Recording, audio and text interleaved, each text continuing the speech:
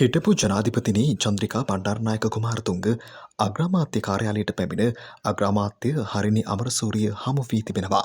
ඒ දිට්වා ඛේදවාචකයෙන් විපතට පත් ජනතාව යළි නගා සිටුවීම සඳහා බණ්ඩාරනායක අනුස්මරණ ජාතික පදනමෙන් රුපියල් මිලියන 250ක මූල්‍ය පරිත්‍යාගයක් ලබා දීම සඳහායි. ඒ අනුව එම පදනමේ සභාපතිනිය ලෙස හිටපු ජනාධිපතිනි චන්ද්‍රිකා බණ්ඩාරනායක කුමාරතුංග ඇතුළු එහි අධ්‍යක්ෂ මණ්ඩල සමාජිකයන් පිරිසක් විසින් ඊට අදාළ චෙක් පත අග්‍රාමාත්‍ය හරිනි අමරසූරිය වෙත පිරිනැමීමටයි කටයුතු කර ඇත්තේ.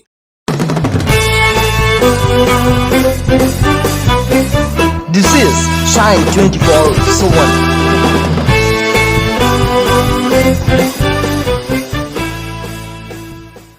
ඔබේ ජීවන සටන අපේ ප්‍රවෘත්තිවලට දැනෙනවා.